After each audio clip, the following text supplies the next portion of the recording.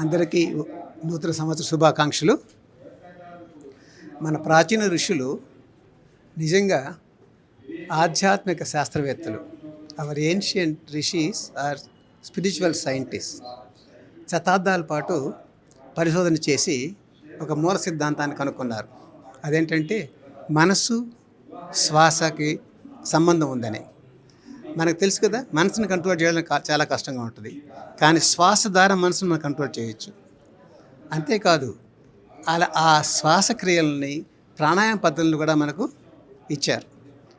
అవి అభ్యాసం చేస్తే మనసు కంట్రోల్ వస్తుంది, మానసిక ఆందోళనలు తగ్గుతాయి, ఒత్తిళ్ళు తగ్గుతాయి. ధ్యానం ఎలా చేయాలని తెలిస్తే తప్పకుండా ధ్యానం చేస్తారు. ఎందుకంటే ఆ ధ్యానం చేస్తే అంతర్గతంగా ఉన్న ఆనందాన్ని మనం చవిచూడగలం. పరమహంస యోగానందులు చాలామంది తెలిసే ఉంటుంది, ఒక యోగి ఆత్మకథ రచయిత. ఆయన ఈ ధ్యాన పద్ధతుల్ని మన పాఠాల రూపంలో ఇచ్చారు. ఈ పాఠాల్లో ఎలా ధ్యానం చేయాలి అన్న విషయం విశదంగా తెలుస్తుంది. ఇవి పూర్తిగా పరీక్షించబడినవి, నిర్దిష్టమైన ఫలితాలు రాగలిగినవి, well tested with definite results.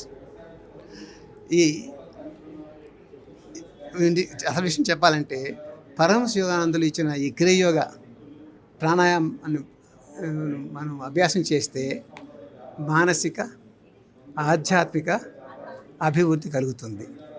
We can have balance development of body, mind and soul.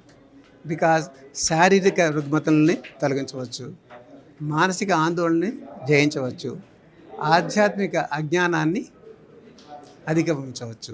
అదనమాట, ఇది అన్ని విధాలుగా ఉపయోగపడుతుంది ఈ పాఠాలు కానీ మనం పాటిస్తే.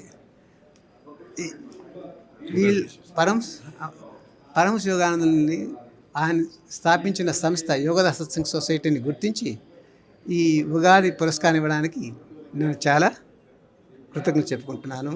అందరికీ మరొకసారి ఉగాది శుభాకాంక్షలు. 99 టీవీ ప్రేక్షకులకు కూడా ఉగాది శుభాకాంక్షలు.